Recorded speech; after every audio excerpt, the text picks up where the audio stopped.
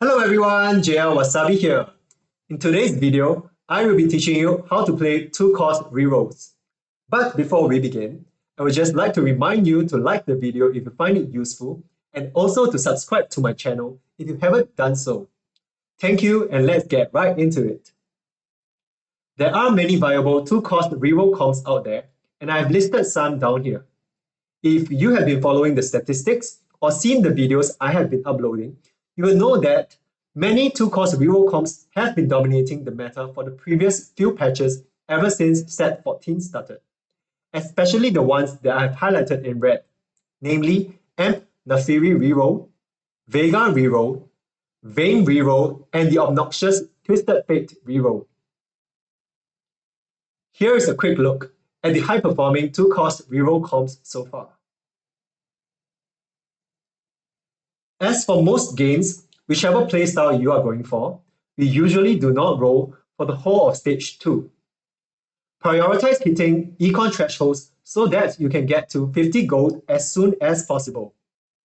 The minimal econ thresholds to aim for is 10 gold for stage 2-3 and 30 gold for stage 2-6. Aim for a full lose streak as well, since it not only helps with additional gold from the streak, but also provide carousel priority that is crucial for getting your core items such as Blue Buff and Greensu Rageblade. At stage 2-5, stay at level 4 if you are on 3 losses to continue aiming for a full lose streak for extra gold. Else, go to level 5 to try to start winning some fights and to save some health. Here is what you can expect your board to look like at stage 2. At stage 3-2, go to level 6. With correct econ, you should still be above 50 gold after leveling up. At this point in time, if you do not have your most important two-cost unit upgraded, roll down until 32 gold to find it. This allows you to stabilize your board since we are not looking to continue the lose streak anymore. For the rest of stage 3, roll above 50 gold to find the necessary units. As a rule of thumb, if you have 7 or more copies of the most important two-cost unit, you can roll extra 10 gold below 32 gold for every additional copy you find. As usual, prioritize the important units, especially in the case of bench logs. Here is a quick look at how your board can look like at stage 3.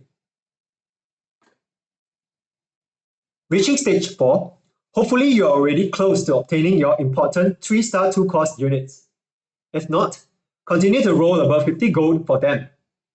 If you have not gotten them by stage 4-5, roll down all your gold to find them.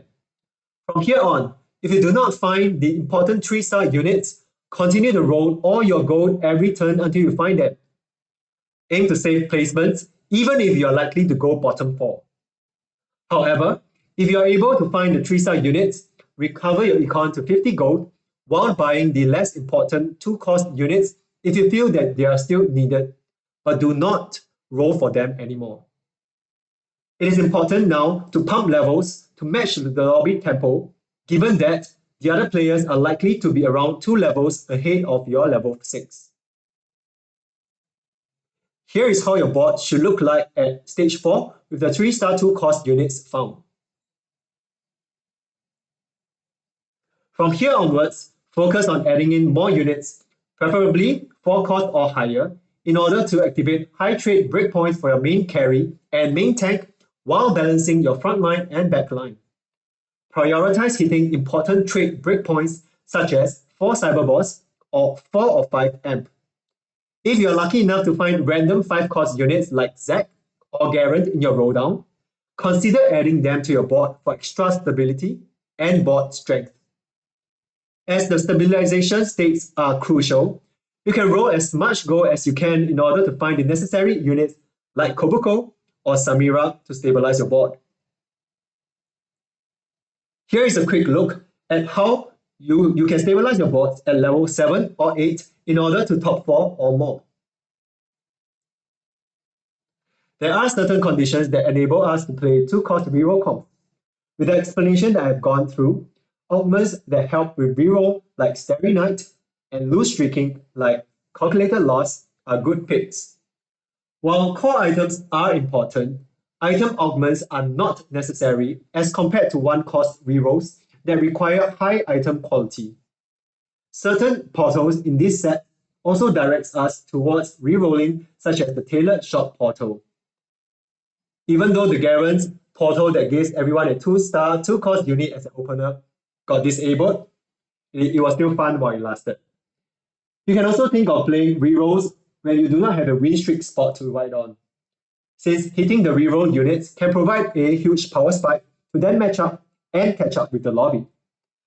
Or when there are a few other players in the lobby playing 1 or 2 cost reroll comps, of course, preferably not the one you're trying to play. Once again, if you have reached the end of the video, thanks for watching, and I hope you have learned something from here. As always, if you find this video useful, I greatly appreciate if you can like the video and subscribe to my channel for more guides and gameplay videos. See you again, bye bye!